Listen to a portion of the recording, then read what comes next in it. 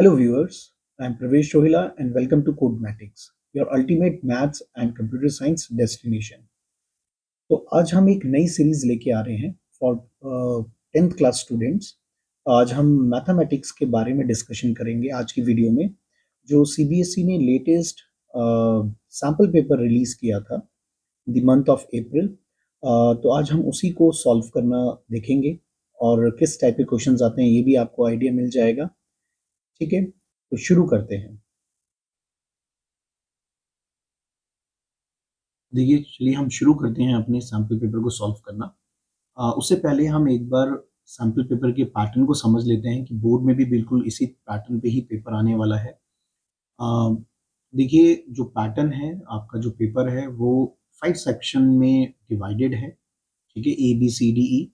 और जो section A है उसमें मल्टीपल चॉइस क्वेश्चन मिलेंगे आपको, जो 1 मार्क्स कैरी करेंगे। साथ के साथ जो बी सेक्शन होगा वो 2 मार्क्स कैरी करेगा और उसमें 5 क्वेश्चंस आएंगे।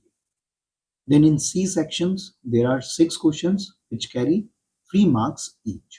Okay, and in section D there are 4 questions which carry 5 marks each, and in section E, which is a case based questions, ठीक है, there are 3 questions and each questions carry 4 marks. ठीक है, तो ये इस तरीके से आपका कुछ पेपर में सेक्शंस जो हैं उसमें इस तरीके से वो मार्क्स कैरी कर रहे हैं। तो total in all there are 38 questions. ठीक है, टोटल कितने क्वेश्चंस मिलेंगे आपको? 38 क्वेश्चंस मिलेंगे। ठीक है। अच्छा, एक और चीज इंपॉर्टेंट बात, जैसे कि हम वॉल्यूम, सरफेस एरिया और एरिया रिलेटेड टू सर्कल के जब क्वेश्चंस करेंगे तो उसमें पाई की वैल्यू होगी। तो पाई की वैल्यू को आपको 22/7 यूज करना है। ओके, चलिए देखते हैं हम अपने क्वेश्चंस को।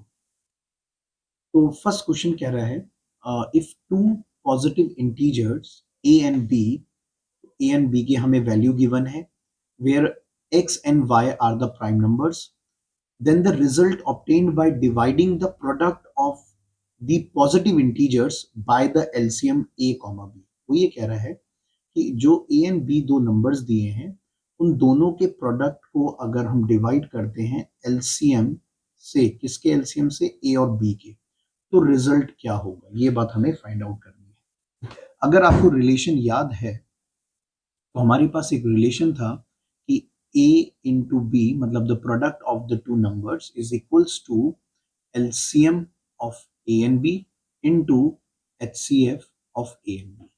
दैट मीन्स अगर आप इस रिलेशन के अकॉर्डिंगली देखें तो आपको यहाँ पे क्या मिलने वाला है? आपको यहाँ पे HCF मिलने वाला है। अब उसको कैलकुलेट करने के लिए आपको पहले एलसीएम कैलकुलेट करना पड़ेगा, है ना। तो a जैसे कि हमें दिया गया है एक्स क्यूब वाई स्क्वायर और b हमें दिया गया है एक्स वाई क्यूब। तो एलसीएम निकालने के लिए a और b का इसका क्या वे होता है कि हम जो कॉमन फैक्टर है उसकी हाईएस्ट पावर को लेते हैं। दैट मीन्स x एक कॉमन नंबर है, कॉमन प्राइम नंबर है, तो उसकी हम क्या लेंगे? हाईएस्ट पावर लेंगे, तो that is x cube. Similarly Y square और वाई क्यूब, तो इन दोनों में higher power is Y cube. This is the LCM. अब ये वैल्यू को आप इस फॉर्मूले में पुट अप कर देंगे जो बात बोली गई थी। तो जैसे कि a और b का प्रोडक्ट, तो a क्या था हमारे पास? X cube into y square into x y cube divided by LCM, that is x cube into y cube. तो ये आपकी जो हायर पावर है वो कट जाएंगी, तो आंसर में क्या आएगा? X Y square. तो दिस इज द आंसर। तो दैट मीन्स इन दोनों नंबर का जो HCF है वो भी क्या है? एक्स वाई स्क्वायर है। ओके, तो आंसर क्या आएगा हमारा? बी आएगा। मुझे लगता है ये समझ में आ गया आपको। ठीक है, सेकंड देखेंगे। सेकंड में बोल रहा है द गिवन लीनियर पॉलिनोमियल। अब देखिए क्या की पॉइंट है यहाँ पे? लीनियर पॉलिनोमियल की बात कही गई है। और लीनियर पॉलिनोमियल के कितने जीरोस होते हैं? 1 जीरो होता है ना। क्वाड्रेटिक पॉलिनोमियल के 2 जीरोस होते हैं, क्यूबिक पॉलिनोमियल के 3 जीरोस होते हैं। तो जितनी डिग्री उतने नंबर ऑफ जीरोस। ओके, तो यहाँ पे हमें ग्राफ दे रखा है इस y is equal to F X का, और हमसे बोला गया इसका जीरोस हमें बताने हैं। तो जैसे इन ऑप्शंस में से कौन सा सही है? तो बोल रहा है 2 जीरोस, इसके तो 2 जीरोस हो ही नहीं सकते। अच्छा, साथ के साथ हम जानते हैं कि जो पॉलिनोमियल है वो x में f ऑफ x है, तो that means f of x, remember this thing, जब भी f ऑफ x पे होगा तो आपको ये बात चेक करनी है कि जो कर्व है वो y एक्सिस को कितने टाइम्स कट कर रहा है। तो जैसे कि ये इस ग्राफ में जो लाइन है, गिवन लाइन, वो x एक्सिस को एक बार कट कर रही है। अच्छा, आई सपोज कि आपको ये तो पता ही होगा कि x एक्सिस कौन सी होती है, this horizontal is x axis, okay, this is positive and this one is negative x axis, this is y and this one is the y dash, okay, and this is the origin, ये हमारा origin point है। तो इस line ने x axis को एक ही point पे cut किया है, दैट इज दिस 3,0 पे, तो दैट मींस बी ऑप्शन में क्या कह रहा है, देखिए 10 एंड द जीरोस इज 3, और सी में कह रहा है 10 एंड द जीरो इज 4। अब क्योंकि हमें वाई पे नहीं देखना है, हमें एक्स एक्सिस पे देखना है, तो दैट मींस आंसर हमारा बी होगा। डी में नो जीरो बोल रहा है, तो if the line is parallel to the x axis, if suppose मैं ये कहता हूं कि ये ग्राफ था हमारा, ठीक है, this is the graph, this is origin, और लाइन हमारी ये है, तो now the line is parallel to the x axis, और ये बोला गया है कि ये जो लाइन है it is F of x, तो यहाँ पे इसके कितने जीरोस होंगे, कोई भी जीरो नहीं होंगे, because the line is not cutting the x axis, okay okay, तो इसका आंसर हमारा बी हो जाएगा। ठीक है। Third question is the given pair of linear equation is non intersecting, ठीक है, लाइन इंटरसेक्ट नहीं कर रही है, which of the following statement is true. तो देखिए जब लाइन इंटरसेक्ट नहीं करती है तो क्या फॉर्मूला होता है, रिलेशन क्या होता है कोफिशिएंट में, a1 upon a2 is equals to b1 upon b2 is not equals to c1 upon c2, तो इसका आंसर हमारा कौन सा मैच कर रहा है, b इज द आंसर, ठीक है, ये बात याद रखिए। चलिए हम और बाकी के भी डिस्कस कर लेते हैं। If the lines are intersecting each other, तो उसमें आएगा हमारा a1 upon a2 is not equals to b1 upon b2, ठीक है। if the lines are coincide with each other, means superimposed हो रही हैं, that is a1 upon a2 is equals to b1 upon b2 is equals to c1 upon c2, ठीक है। ये हमारा intersecting हो गया और ये हमारा कोइंसिडेंट हो गया, ठीक है। अच्छा, इसमें एक बात और ये भी पूछ ली जाती है कि कौन से सिस्टम में सॉल्यूशंस कंसिस्टेंट हैं, तो इन दोनों में हमारे सॉल्यूशंस क्या होते हैं, कंसिस्टेंट होते हैं, ठीक है, द सॉल्यूशंस आर कंसिस्टेंट। जबकि हमारे नो सॉल्यूशन में, क्योंकि नो सॉल्यूशन बोल दिया गया तो दैट मींस इसमें सॉल्यूशंस हमारे इनकंसिस्टेंट होंगे, okay. Next question, fourth is write the nature of roots of the quadratic equation, इसके हमें रूट्स नेचर ऑफ रूट्स बताने हैं। तो नेचर ऑफ रूट्स को फाइंड आउट करने के लिए we need to find the value of D, that is B square minus 4ac, ठीक है। अब इक्वेशन जो हमें दी है वो है 9x square minus 6x minus 2 equals to 0। First you need to write the coefficients, that is a is 9, b is minus 6 and c is minus 2। now put the values, that is minus 6 square minus 4 into, and a is 9 and c is minus 2, so that will is come as 36। now this minus and this minus will become plus, and 4 2s it is 8 and 8 9s are 72, ठीक है। तो d आपका यहाँ पे positive आ रहा है ना, तो कितनी वैल्यू आ जाएगी, ये हमारी 108 आ जाएगा d। तो उसने क्या बोला है, अब ऑप्शन को आप देखें तो जैसे कि हम जानते हैं डी हमारा क्या रहा है, ग्रेटर देन 0 आ रहा है, roots are real and distinct, okay, तो आंसर आएगा नो रियल रूट्स, ये नहीं है हमारा answer. Two equal real roots, equal भी नहीं है।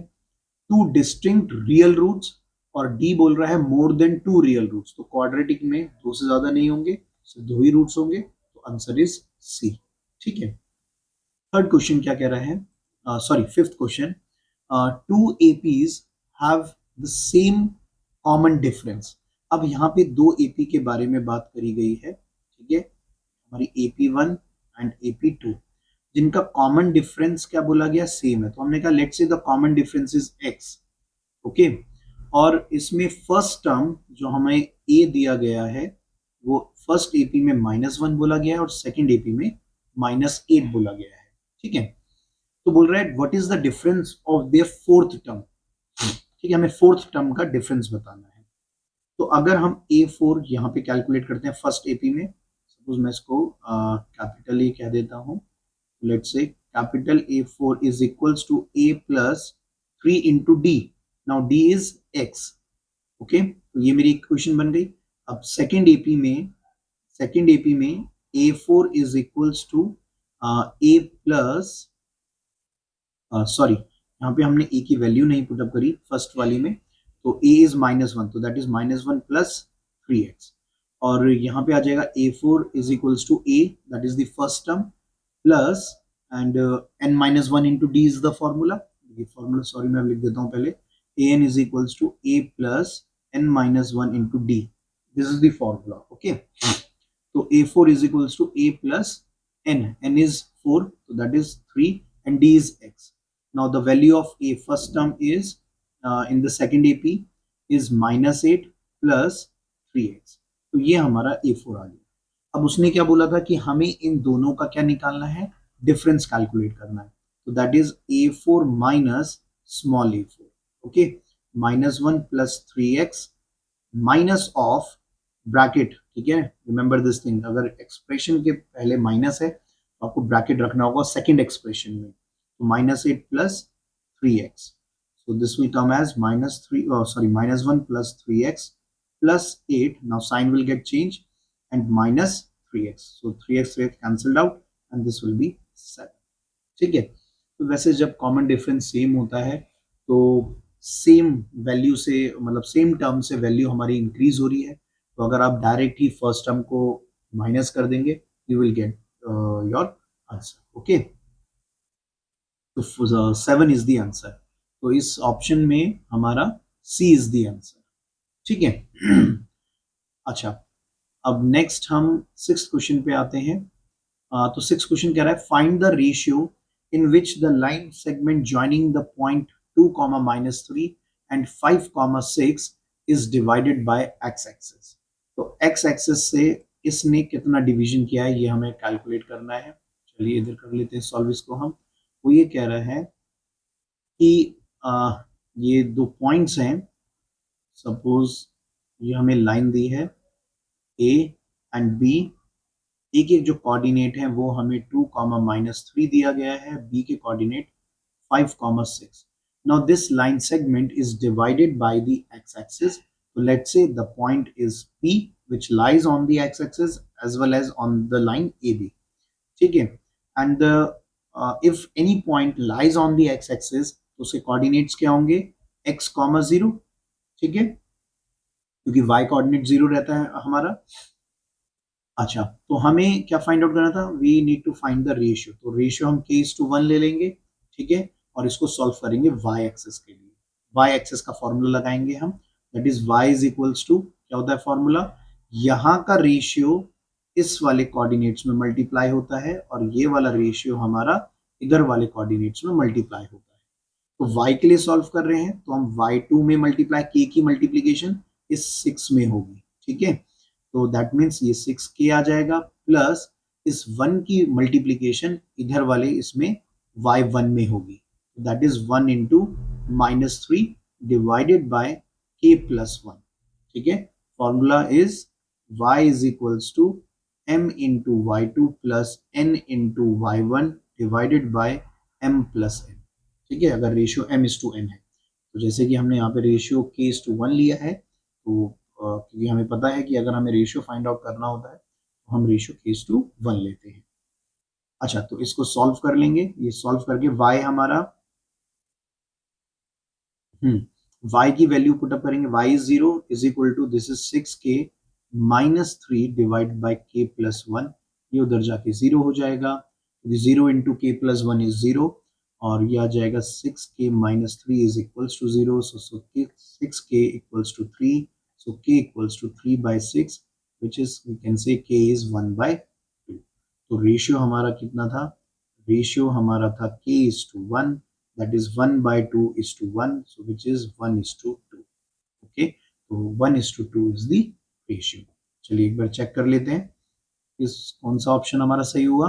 हमारा ऑप्शन यहाँ पे ए सही है, 1:2। ओके, अच्छा चलिए फिफ्थ सेवंथ क्वेश्चन कह रहा है x comma y is a point is 5 unit from the origin. Okay, how many such points, how many such points lies in the third quadrant? Okay, वो ये कह रहा है कि जैसे सपोज ये हमारे एक्सेस हैं, ठीक है, तो थर्ड क्वाड्रेंट में as we know that this is first quadrant, this is second quadrant, this one is the third, and this one is the fourth quadrant. Now there is any point, arbitrary point, let's say A, whose coordinates are x comma y, and this A points having the distance 5 units from the origin. तो वो ये कह रहा है कि ऐसे और कितनी पॉइंट्स हो सकते हैं जिसका डिस्टेंस ओरिजिन से 5 यूनिट्स ही रहना चाहिए, and the point should lies in the third quadrant. तो we can say there are infinite points, ठीक है ना। ऐसा क्यों? ऐसा इसलिए क्योंकि यहाँ पे ये भी तो 5 यूनिट्स का डिस्टेंस हो सकता है ना, इधर भी हो सकता है, ये इधर भी हो सकता है, ये भी हो सकता है। अगर आप यहाँ पे क्वाड्रेंट बना दें, ये मतलब आप एक क्वाड्रेंट बनाए जिसका रेडियस क्या होगा, 5 सेंटीमीटर का होगा, ठीक है। तो बहुत सारे ऐसे पॉइंट्स आपको उस क्वाड्रेंट के सरकमफेरेंस पे मिल जाएंगे, ठीक है। तो आंसर इसका क्या होगा, इनफाइनाइटली मेनी पॉइंट्स। ओके, ठीक है, आई होप कि आपको समझ में आ रहे होंगे। अच्छा, next is the 8th question. So हमें ये ट्राइंगल गिवन है, in a triangle ABC DE is parallel with AB. Okay, AB is A and DE is X, BE is B and EC is C, ठीक है। तो वो बोल रहा है express X in terms of A, B and C। हमें इस X को A, B, C के टर्म्स में रिप्रेजेंट करना है, ठीक है। अच्छा, अब देखिए सबसे पहली चीज, एक चीज नोट करने की ये है, यहाँ पे हम बीपीटी नहीं लगा सकते हैं क्योंकि बीपीटी हमें सिर्फ इन साइड्स का रिलेशन देता है, ठीक है ना।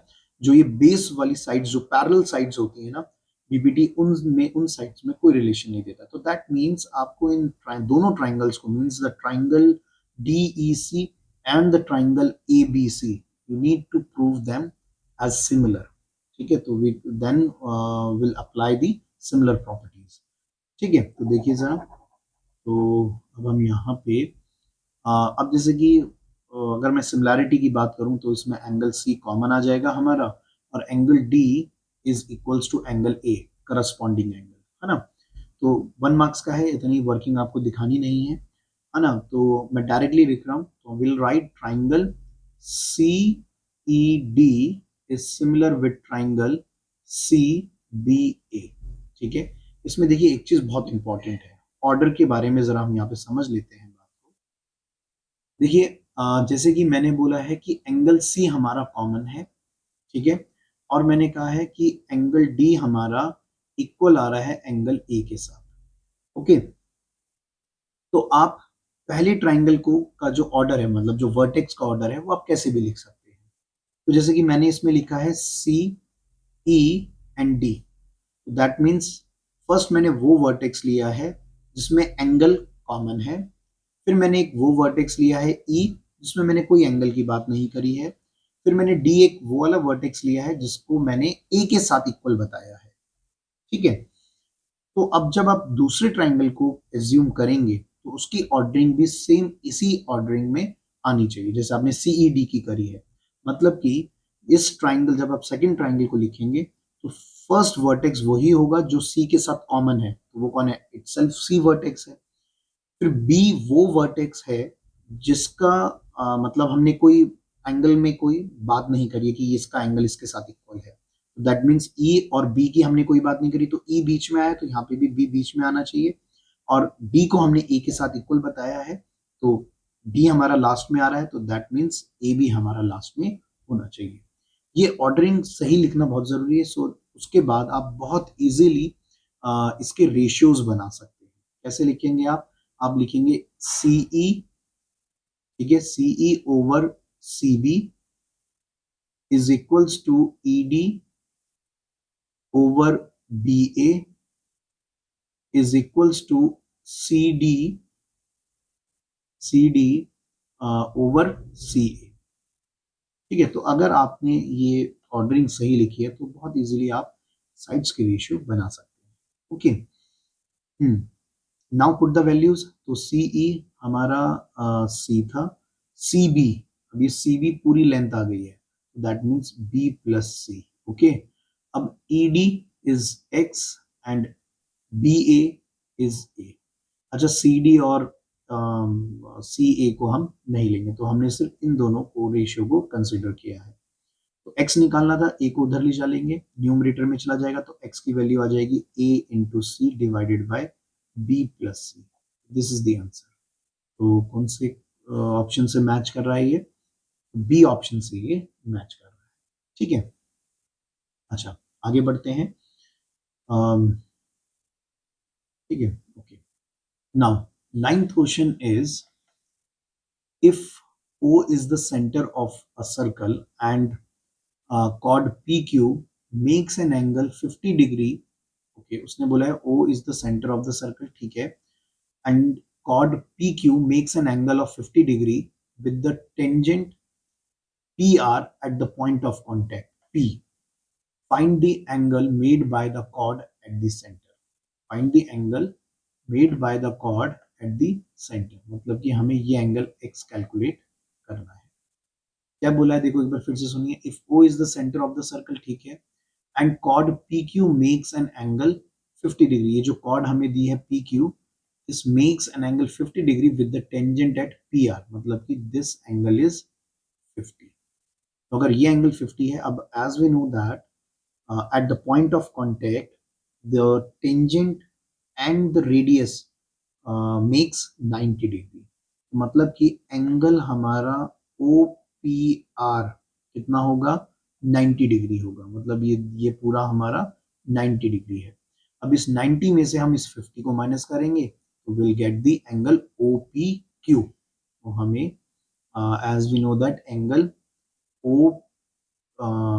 sorry, we'll write RPQ as 50, so angle OPQ is 90 minus 50 which is equals to 40 degree. कितना आ जाएगा? 40 डिग्री आ जाएगा। ठीक है, मतलब हमारा ये angle, this angle is 40 degree, this. ठीक है, अब ये एक हमारा आइसोसेलेस ट्राइंगल है। Why? Because OP is equals to OQ, radius of the circle. ठीक है, तो ये हमारा 40, that means this is also 40। तो अब आप ट्राइंगल प्रॉपर्टी लगा देंगे, आपको पता है थ्री एंगल्स का सम कितना होता है? 180। Angle O we need to find. ठीक है, 180, तो एंगल O कितना आ जाएगा? 180 minus 80, because 40 40 is 80 and this is equals to 100। तो एंगल O हमारा 100 विच इज बी ऑप्शन। ठीक है, अच्छा okay, now next is the 10th question. So a quadrilateral PQRS is drawn to circumscribe a circle। ठीक है, तो that means quadrilateral क्या कर रहा है? सर्कल को सर्कमस्क्राइब कर रहा है। तो that means if this is a quadrilateral, we have a circle inside this. ठीक है, समथिंग लाइक दिस। ओके, तो this is the quadrilateral PQR and S। Okay, तो हमें क्या क्या बोला गया है?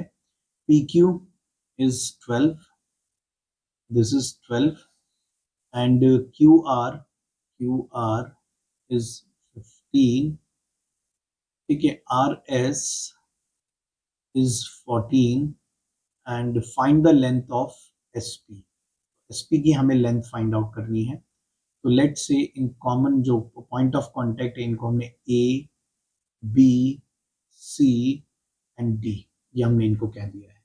ओके, तो सपोज अगर PD को मैंने x कहा तो PA भी हमारा x होगा, because we have a tangent from point P, and as we know that the length of the tangent from the external point to the common circle are equal. ठीक है, अगर मैंने इसको y कहा है तो ऊपर वाला भी हमारा y हो जाएगा. ठीक है, ओके. तो दैट मीन्स अब हमारा ये वाला पोर्शन कितना आएगा, ए क्यू हमारा 12 माइनस एक्स आ जाएगा. Similarly as S C is y, तो C R means this portion. ठीक है, ये पोर्शन हमारा कितना होगा, this is also 14 minus y. अब ये सी आर 14 माइनस वाई है, तो this will also equal to R B. R B ये भी हमारा 14 माइनस वाई आएगा.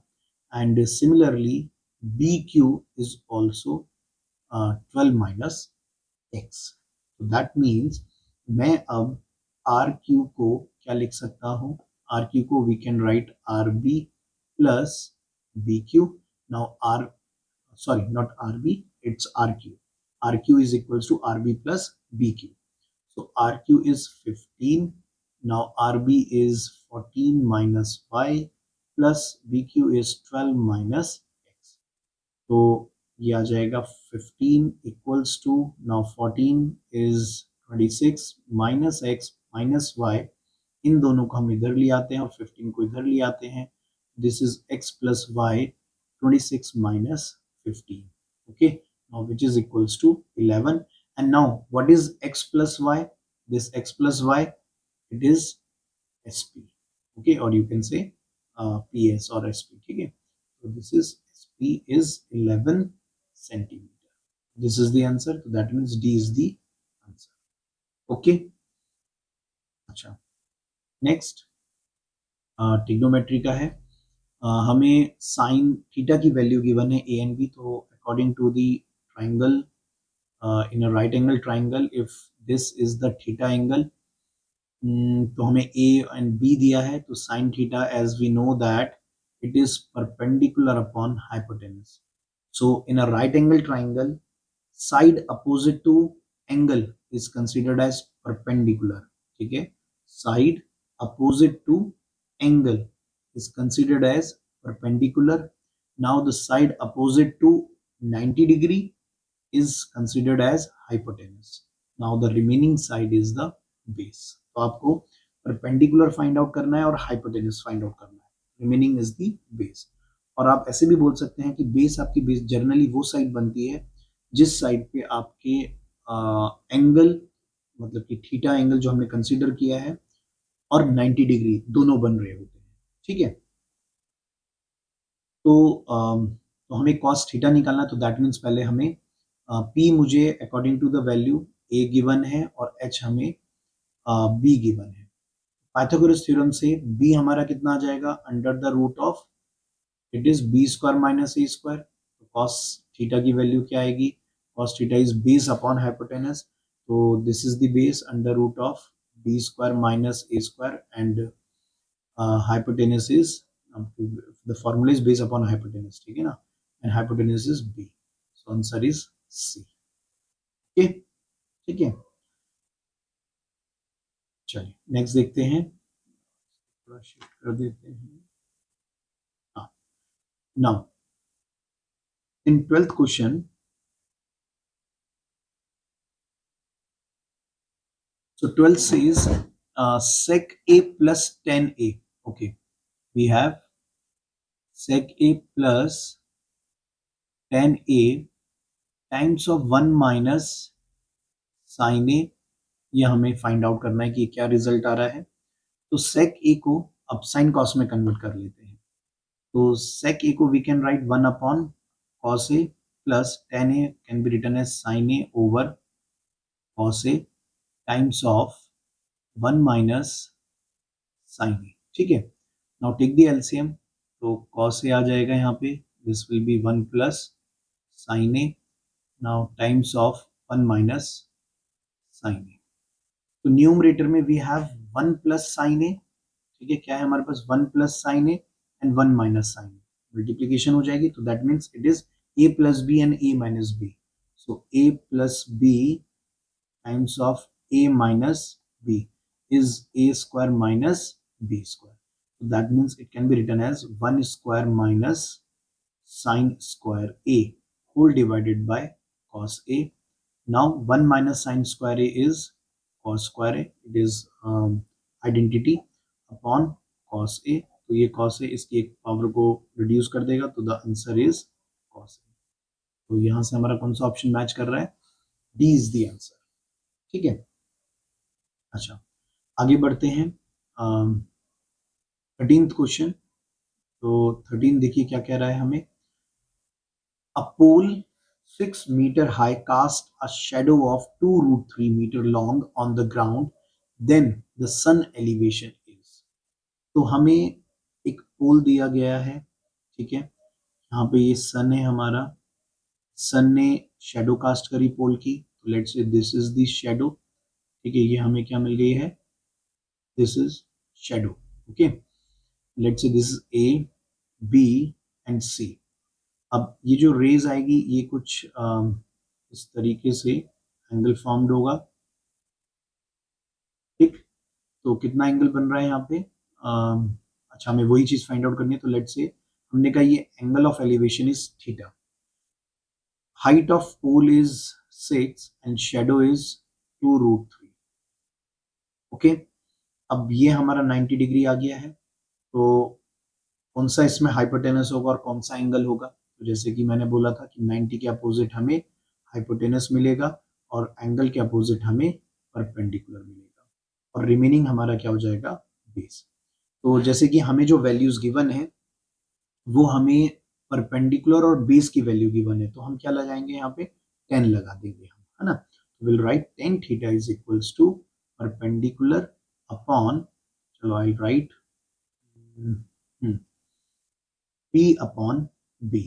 Now P is 6 and B is 2 root 3. So 2 3 इसको ये आ गया हमारे पास 3 over root 3. अब ये तो कोई वैल्यू होती नहीं है 10 की, तो इसको रैशनलाइज कर लेते हैं.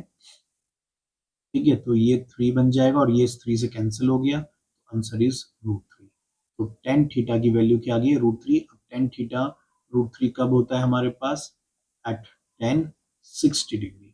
That means theta is equals to 60 degree. Answer हमारा यहाँ पे ए आएगा option. Okay, now next question देखते हैं 14th. तो 14th क्वेश्चन कह रहा है हमें if the perimeter and the area of a circle are numerically equal in the radius of the circle. Okay, उसने कहा है कि एक सर्कल में एरिया और पेरीमीटर दोनों सेम है. क्या बोला है उसने? इसको हम, ठीक है, हाँ, तो क्वेश्चन में बोला गया है तो पेरीमीटर सर्कल का सबसे पहले क्या होता है, आपको ये बात क्लियर होनी चाहिए. तो पेरीमीटर मींस द सर्कमफेरेंस. ठीक है ना. बाउंड्री, पेरीमीटर का मतलब क्या? बाउंड्री. और सर्कल की बाउंड्री क्या है? उसकी जो सर्कमफेरेंस है. तो उसने बोला है कि जो सर्कमफेरेंस है और जो एरिया है सर्कल का वो इक्वल होना चाहिए. तो सर्कमफेरेंस का फॉर्मूला, अगर हमने कहा रेडियस लेट से r है, तो सर्कमफेरेंस का फॉर्मूला इज 2 पाई r और एरिया का formula is pi r square. बस अब इसको सॉल्व कर लीजिए. पाई से पाई कैंसिल, r से एक r रिड्यूस हो जाएगा. तो this is 2 equals to r, तो that is r equals to 2 centimetre. और यू कैन से यूनिट, क्योंकि हमें यहाँ पे कोई as such unit dimension mention नहीं करी है, विल राइट 2 यूनिट्स. ठीक है, आंसर हमारा इसमें ए हो जाएगा. ठीक, तो आई होप कि आपको ये सभी चीज़ें समझ में आ रही होंगी. अगर आपको कोई भी डाउट है तो आप कमेंट करके बता सकते हैं. कोई भी क्वेश्चन या इससे रिलेटेड कोई भी आपको डाउट आप फील कर रहे हैं तो आप कमेंट कर सेक्शन में ज़रूर बताएं. ठीक है ना. अच्छा, नेक्स्ट क्वेश्चन देखते हैं 15th. It is proposed to build a single circular park equal in area to the sum of areas of two two circular two circular parks of diameter 16 and 12 in a locality, then the radius of the new park. तो ये कह रहा है कि हमें एक circular park बनाना है और उसका जो एरिया है, ये न्यू पार्क है, इसका जो एरिया है वो दो पार्क के एरिया का सम है, ठीक है। और इनकी रेडियस हमें गिवन है, डायमीटर गिवन है वैसे इसका 16 है फर्स्ट का, तो दैट इज 8 मीटर। और सेकंड का इसको R1 ले लेते हैं, दिस R2, इसका 12 डायमीटर हमें गिवन है, तो वी कैन से 6 इसका डायमीटर हो जाएगा, ठीक है, दैट इज 6 मीटर, है ना। तो हमें क्या बोला गया है, हमें बोला गया है area of this, let's say this is area A, this is area A1 and this is area A2, so we can say area of this new park is equals to the sum of the area of the other two park. So now frame the put the formula, so that is, let's say the radius of the this new park is capital R, so we can say pi r square equals to pi r1 square plus pi r2 square, pi common होके cancel हो जाएगा, ठीक है। तो R square is equals to R1 is 8 square plus 6 square, now this is under root of 64 plus 36 which is equals to under root of 100 which is 10 metre, that means जो नया आएगा उसका क्या होगा, 10 मीटर होगा, ठीक है। ओके, नेक्स्ट है हमारे पास 16th question, there is a green square board of side 2A, okay, एक हमें स्क्वायर बोर्ड दिया गया है, ठीक है। ये एक हमें स्क्वायर बोर्ड दिया गया है जिसकी डायमेंशन क्या है, 2A है। अब वो बोल रहा है सर्कमस्क्राइबिंग अ रेड सर्कल, तो मतलब इसमें एक रेड सर्कल भी है ना, क्या दिया है हमें, red circle, let's say this is the circle, ठीक, ओके। तो फिर आगे कह रहा है Jaydev is asked to keep a dot on the above said board, find the probability that he keeps the dot on the green region। तो जो square था वो हमारा ग्रीन कलर का था, okay, this square is in green colour, ठीक है, तो ये ग्रीन कलर में है,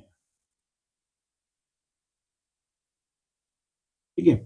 अच्छा, तो मतलब कि उसको डॉट कहां पे लगाना है, इस रीजन पे डॉट लगाना है, इस वाले रीजन पे, तो इसकी क्या प्रोबेबिलिटी होगी ये हमें बताना है।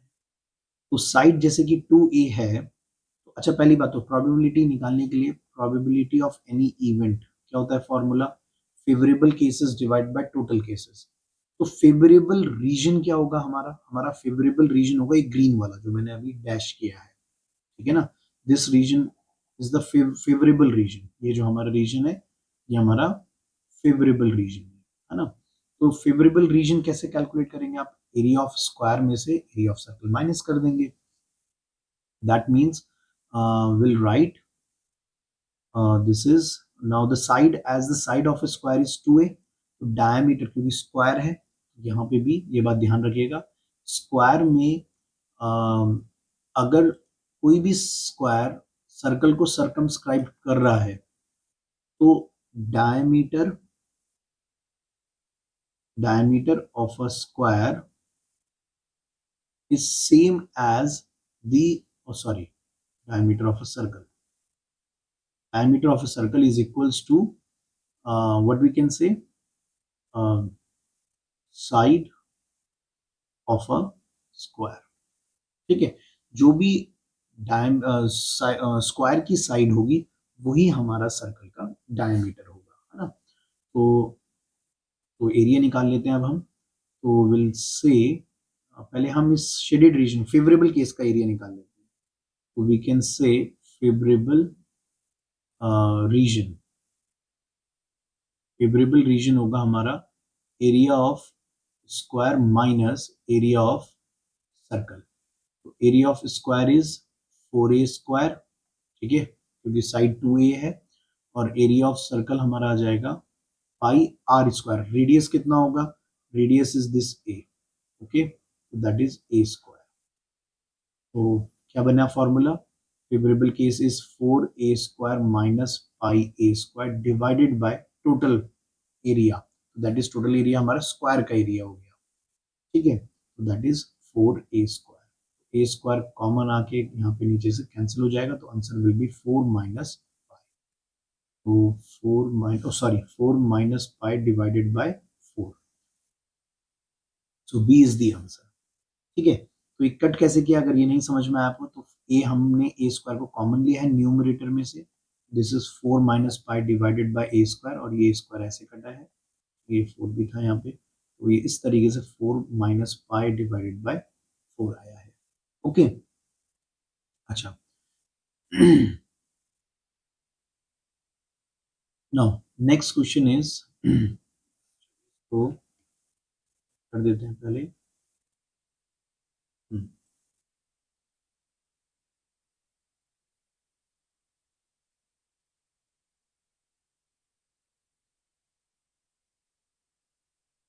चलिए 17th क्वेश्चन देखिए। अब 17th क्वेश्चन में वो क्या कह रहा है कि 2 cards of heart and 4 cards of spades are missing from the pack of 52 cards।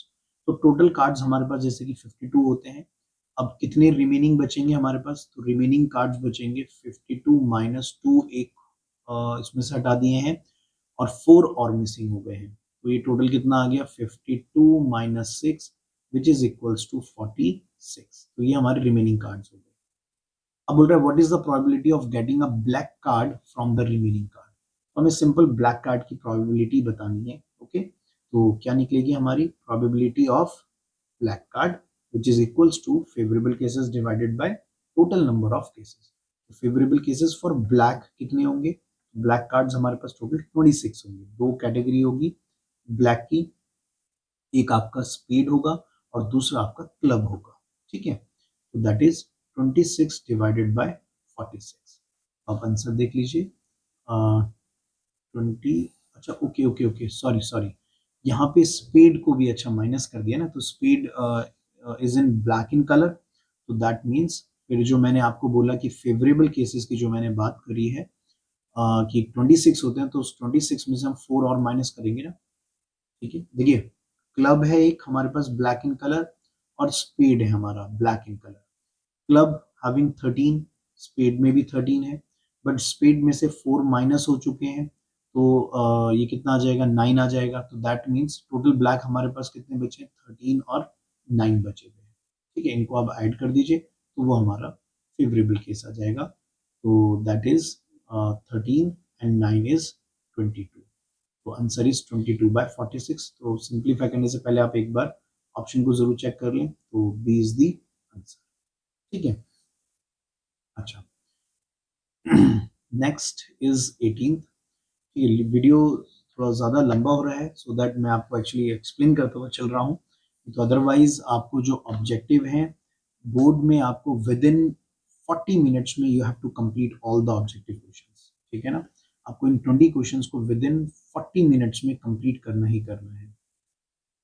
अच्छा, now 18 says find the upper limit of the modal class for the given distribution.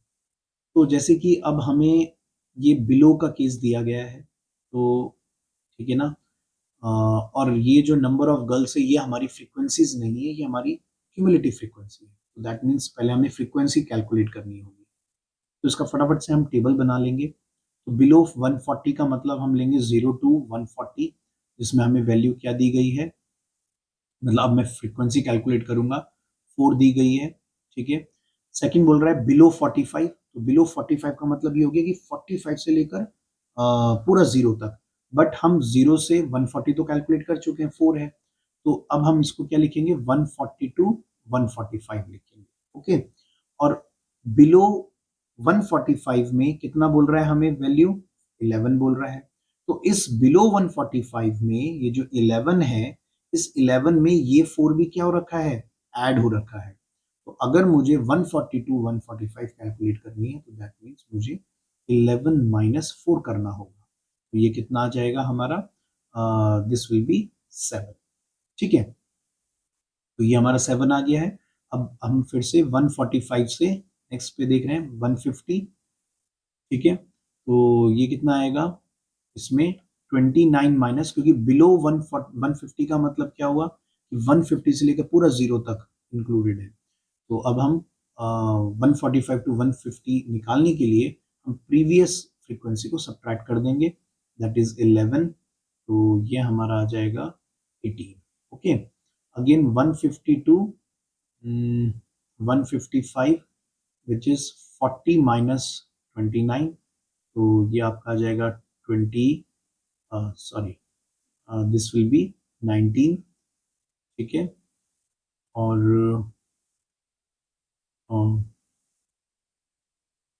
Sorry 11 आएगा। ठीक है, दिस इज 11, सॉरी, तो 11 and this is 155 से this time will take 160, so this is 46 minus 40 which is 6, and 162 165 which is 51 minus 46, और ये आ जाएगा हमारा this will B 5। ठीक है, ये हमारा कितना आ जाएगा 5 आ जाएगा। ओके, तो जैसे कि उसने मॉडल क्लास की बात करी थी, तो मॉडल क्लास में हम क्या लेते हैं, मैक्सिमम फ्रीक्वेंसी लेते हैं, और मैक्सिमम फ्रीक्वेंसी हमारी कहाँ पे है, 18 पे है। ठीक है, और उसने बोला था कि जो आपकी मॉडल क्लास है उसकी अपर लिमिट हमें बतानी है क्लास इंटरवल की, तो आंसर इज 150। ठीक है, क्योंकि ये हमारी मॉडल क्लास बनेगी, हमारी जो यहाँ पे मॉडल क्लास आएगी वो क्या आएगी 145 टू 150, और इसकी अपर लिमिट कितनी है 140, सॉरी 150।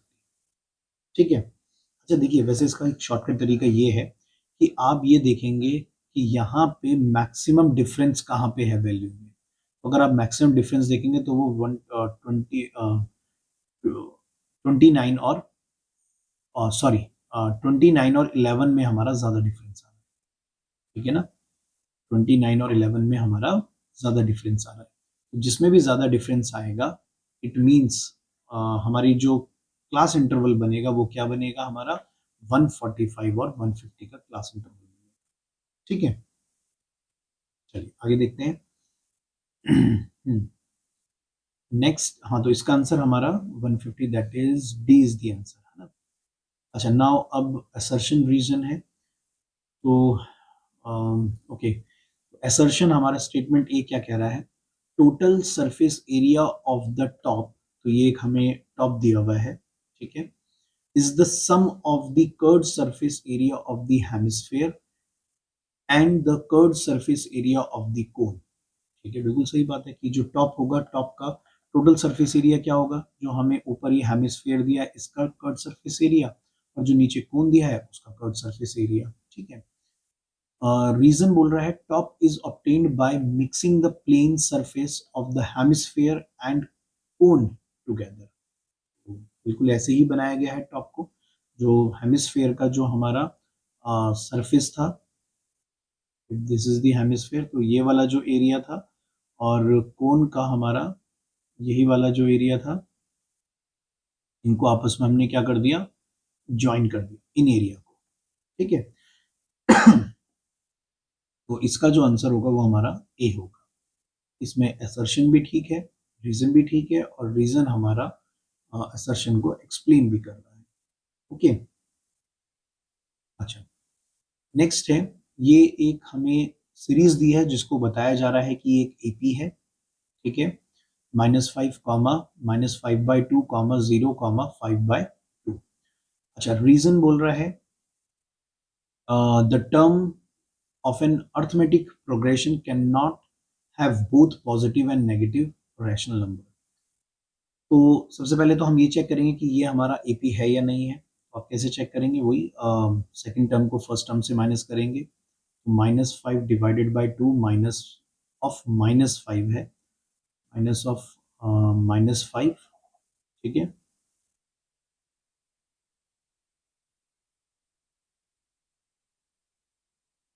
हम्म, एक मिनट, हाँ, so this is -5/2 minus of -5, -5/2 plus 5. Now take the LCM 2, -5 plus 10 which is 5/2.